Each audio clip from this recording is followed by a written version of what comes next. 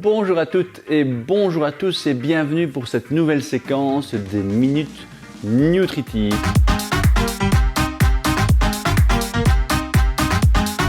Le sujet du jour, c'est combien de repas finalement par jour devons-nous prendre?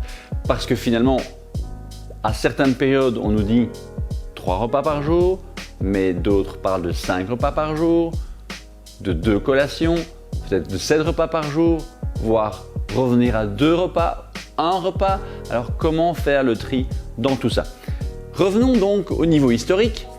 Au Paléolithique, nous n'avions pas de frigo, vous le savez, et donc on avait juste le temps de manger le midi, 4500 kilocalories, 3 à 10 fois plus de vitamines qu'aujourd'hui. En Chine, la population était telle qu'il fallait nourrir une grande quantité de personnes et donc pas spécialement l'occasion de les nourrir matin, midi et soir. On mangeait de 1 à 2 fois par jour. Au XVIIIe siècle, un changement petit à petit s'est opéré en Occident parce que jusque-là, on avait un petit déjeuner, un repas principal et le soir une petite soupe, d'où le nom de souper. Évidemment, il y avait les banquets pour l'aristocratie, mais ça restait limité. Petit à petit au XVIIIe siècle, l'aristocratie française au départ s'était dit que inviter Monsieur le Comte pour une petite soupe régulièrement le soir, ça ne se faisait pas. Et donc on a commencé à proposer des pâtisseries et puis un peu de viande. Et puis petit à petit, c'est entré dans les mœurs et nous avons eu 3 repas par jour, le petit déjeuner, le repas de midi et le repas du soir. Dans les années 60, il a fallu écouler l'excédent de produits laitiers et le domaine de l'agroalimentaire a décidé de promotionner les produits laitiers chez les enfants et donc on a systématiquement proposé une collation aux enfants le matin sous forme de produits laitiers pour éventuellement éviter l'hypoglycémie du matin, même si les enfants étaient assis sur leur chaise et en plus pour écouler cet excédent de produits laitiers. Alors la petite anecdote également, c'est que dans les années 60, que ce soit en Belgique ou en France, on proposait du vin de table et de la bière de table dans les cantines et donc petit à petit, il y a eu un petit problème d'alcoolisme plus fréquent à la sortie des écoles et donc les produits laitiers étaient également une occasion de remplacer cet alcool léger de table mais néanmoins chronique par quelque chose de beaucoup plus sain. Alors, qu'en est-il exactement? Est-ce qu'il faut manger 3 fois par jour? Combien de collations?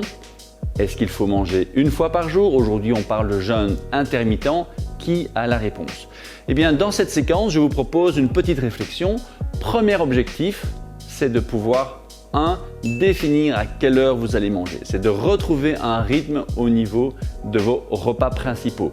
Le matin, le midi et surtout le soir. Deuxième objectif, c'est de pouvoir manger 2 à 3 heures avant d'aller dormir. Parce que aller dormir sur un estomac rempli entraîne une digestion ralentie et qui va également modifier la qualité du sommeil. Ensuite, le midi, c'est probablement le repas qui pourrait être le plus important puisque là, on est au milieu de la journée. Malheureusement, on n'a pas toujours le temps, mais c'est un élément qui devrait être essentiel dans notre rythme. Donc celui-là, il est assez simple à définir sur une fourchette d'une demi-heure, tous les jours de la même manière, parce qu'on peut entraîner le système circadien de l'organisme, c'est-à-dire le moment où le corps va produire l'hormone de la faim, la ghrelin, et si vous le faites toujours à la même heure, eh bien vous diminuez le risque d'avoir faim en dehors des repas. Et enfin, le petit déjeuner. Troisième action que vous pouvez prendre, c'est de pouvoir tester si vous avez faim. Parce que si vous n'avez pas faim et que vous vous obligez à manger, vous risquez éventuellement de trop manger à midi. Attention, néanmoins, si vous ne déjeunez pas, vous ne devez pas manger avant midi pour ne pas grignoter entre les repas.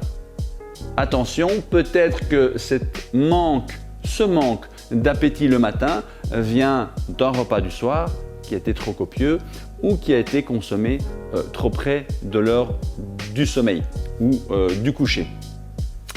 La question des collations, on va parler au départ de 3 à 5 heures entre chaque repas. Donc si vous déjeunez à 7 heures et vous mangez à midi, il n'y a que 5 heures, pas besoin d'avoir une collation. Restez hydraté, ce sera beaucoup mieux. Par contre, entre midi et le soir, effectivement, c'est toujours difficile avec le trafic, avec nos habitudes de manger plus tôt. Donc si on déjeune ou si on prend le repas du midi vers midi et demi, plus 5, ça fait 17h30, 18h, il est rare qu'on puisse manger à 18h. Et donc là, c'est par contre intéressant d'avoir une collation pour justement éviter d'avoir trop faim le soir, voire de grignoter avant le repas du soir.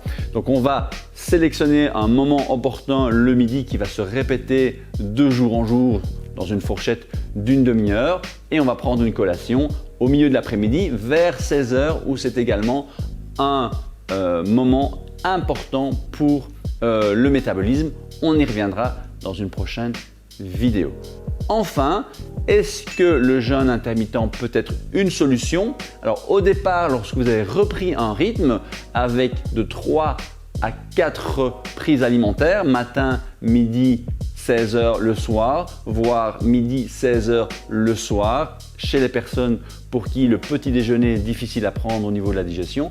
Mais attention, à ce moment-là, il n'y a pas de calories entre le lever et le repas du midi. Par contre, vous pouvez avoir tisane, eau et un café éventuellement s'il est de bonne qualité. Et pour ceux qui veulent tester ce qu'on appelle aujourd'hui la flexibilité métabolique, c'est permettre au corps justement en manque de calories et même si la ghrelin est produite parce qu'on aurait dû manger par exemple à une heure précise, effectivement c'est de pouvoir petit à petit espacer le nombre d'heures sans manger. C'est le principe du jeûne intermittent. Premier objectif pour vous si vous voulez tester le jeûne intermittent, c'est le plus facile, c'est rester 12 heures sans manger. Ce n'est même pas totalement par définition un jeûne, c'est ce que nous devrions faire tous. Si vous terminez votre repas du soir à 8 heures, vous ne pouvez pas manger avant 8 heures du matin. Et donc c'est vrai qu'au niveau de l'organisation, ce n'est pas toujours évident pour ceux qui reviennent un peu plus tard le soir et qui doivent déjeuner plus tôt le matin avant de partir travailler. Et donc la deuxième étape, c'est de passer de 12 à 16 heures de jeûne. Ça s'acquiert, ça s'entraîne, peut-être une fois par semaine pour commencer. Vous définissez un matin où vous ne déjeunez pas, vous ne consommez que de l'eau et après quelques semaines, ça va devenir beaucoup plus facile et vous allez donc permettre à votre corps, en dehors de toute calorie, de pouvoir aller chercher ses propres calories et de développer les fameuses enzymes de la bêta-oxydation. Alors pour les connaisseurs, la bêta-oxydation, c'est ce qui permet de transformer les acides gras, donc les lipides, au niveau de la mitochondrie. La mitochondrie, c'est la petite batterie qui se trouve dans la plupart, voire la totalité de nos cellules. Il y a quelques exceptions et qui permet de transformer les acides gras justement en acétylcoenzyme A. L'acétylcoenzyme A va être ensuite utilisé dans la petite batterie pour faire de l'énergie et faire fonctionner nos muscles, nos intestins, notre cerveau, enfin toutes les cellules qui ont besoin d'énergie. Et donc voilà, j'espère qu'à nouveau cette vidéo vous a plu. N'hésitez pas à vous abonner à notre chaîne YouTube pour avoir de nouveaux sujets, toujours modernes, qui fait poser des questions et j'espère qu'il vous permet de mettre en pratique. À bientôt.